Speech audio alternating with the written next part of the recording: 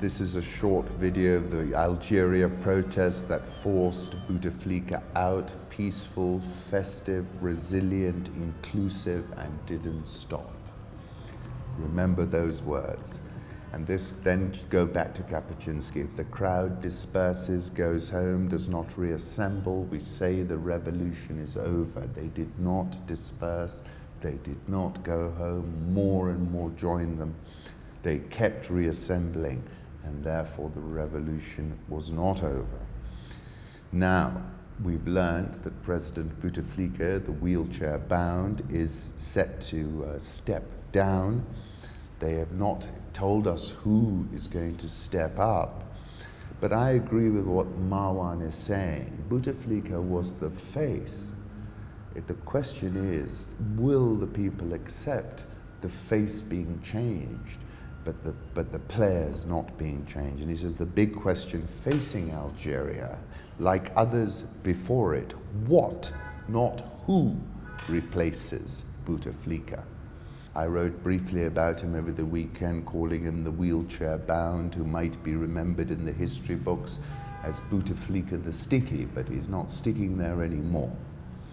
And then a tremendous article in Reuters, Bouteflika from revolutionary to ailing recluse.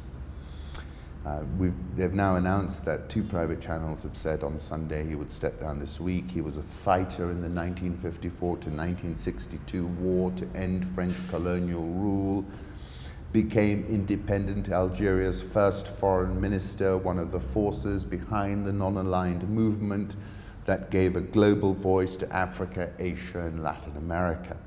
He welcomed Che Guevara and a young Nelson Mandela, got his first military training in Algeria. Black Panther Eldridge Cleaver, on the run from the US police, was given refuge.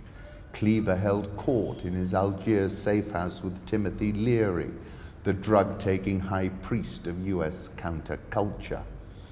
First elected president in 1999, negotiated a truce to end the fighting, wrested power from the secretive military-based establishment known as le pouvoir, the powers that be. That's what I was referencing.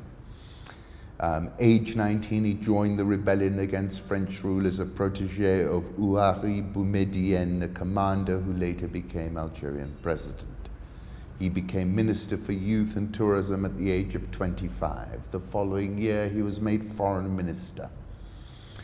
He supported the pro-Palestinian militant Ilich Ramirez Sanchez, known as Carlos the Jackal, who kidnapped oil ministers from an OPEC meeting in Vienna in 1975 and demanded to be flown with his hostages to Algeria.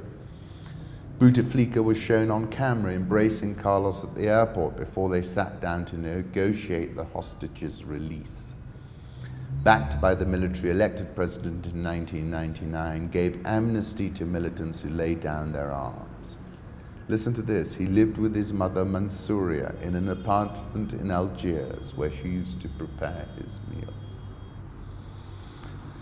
So pretty important development, I think. But the question is, what happens next? We've seen revolutions basically hijacked, and the question is, will le pouvoir hijack it? Will something else happen? Will it remain? It has remained so well behaved. It's so impressive.